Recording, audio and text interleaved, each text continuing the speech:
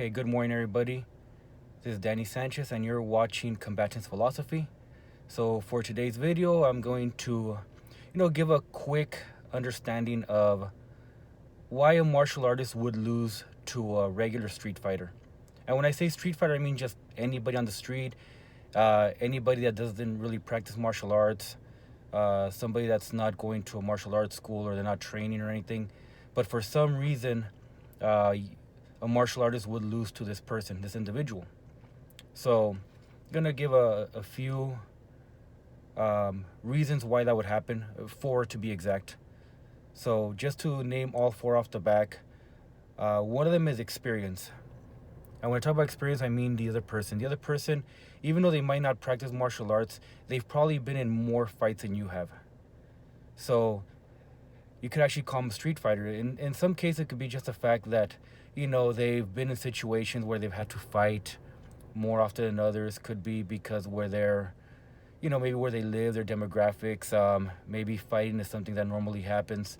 At school, they might just, be hot tempered and actually look for fights and they get into fights.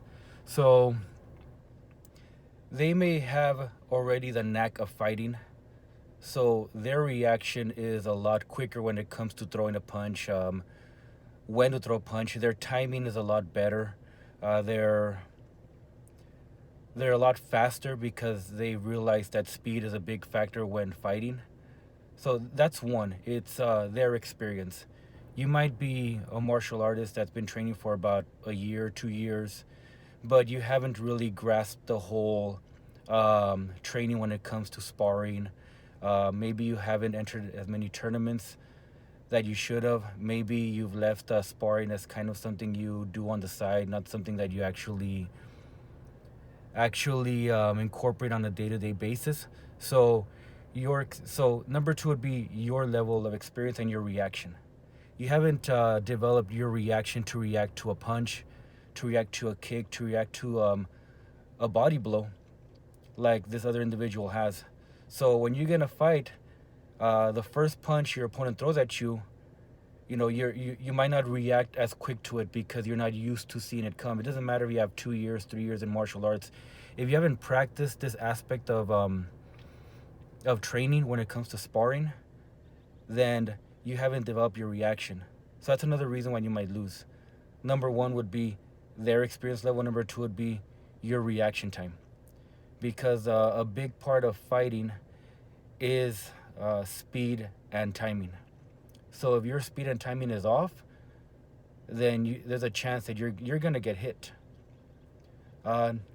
Number three would be overwhelmed with options.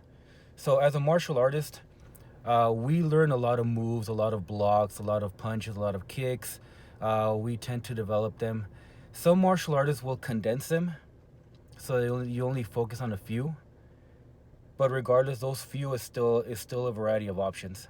So if you're ever in a fight and you're not used to using those options as well, again, fighting experience, the first thing you're gonna do when you're in a fight is you're gonna think of what you're gonna do. What block are you gonna use? What punch are you going to use? Are you gonna use a kick or not? You're gonna be thinking, okay, if they do this move on me, I'm gonna do this move on them. You're gonna try to think of your techniques that you've learned. So that's another reason why you might lose in a street fight with a street fighter, is that you're thinking too much.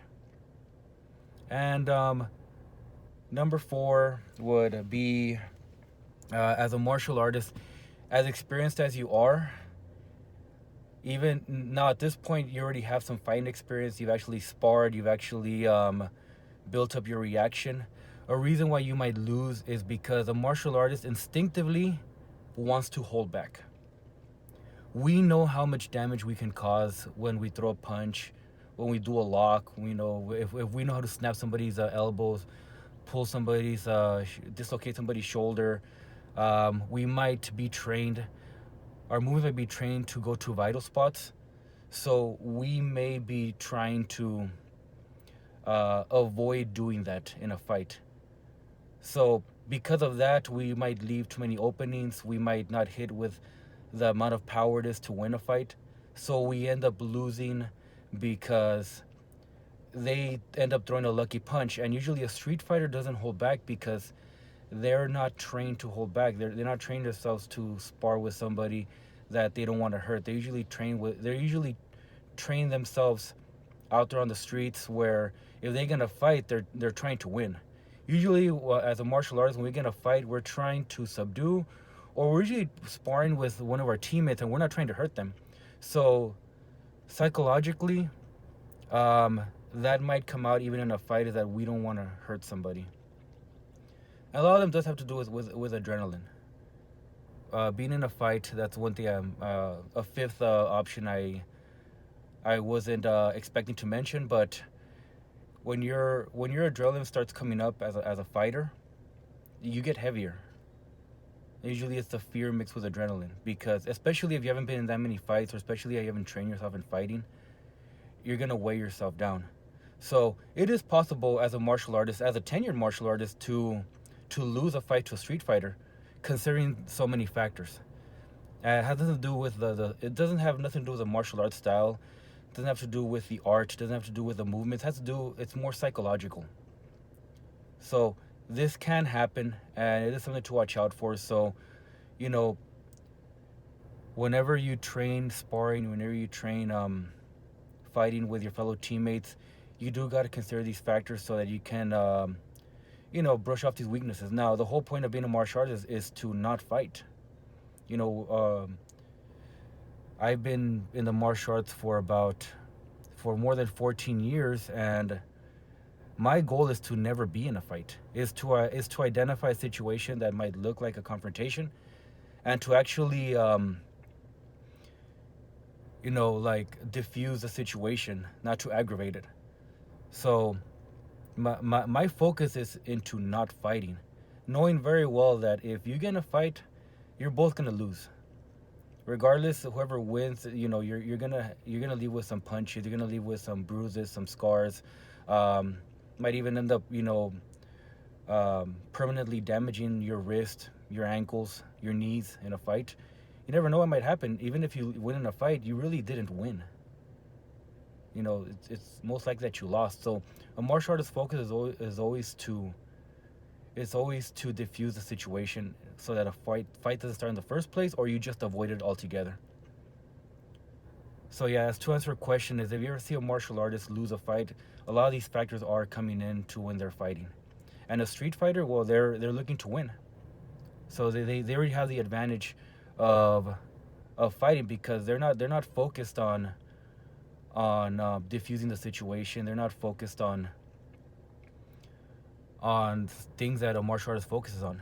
A lot of us are focusing on building our leadership skills, building our social skills. Train ourselves for events like tournaments, forms, events, exhibitions.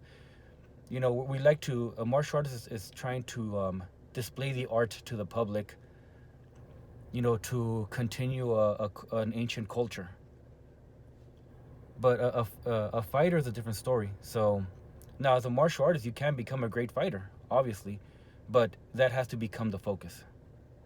So that's just 5 key points of why a martial artist would lose a fight with a street fighter.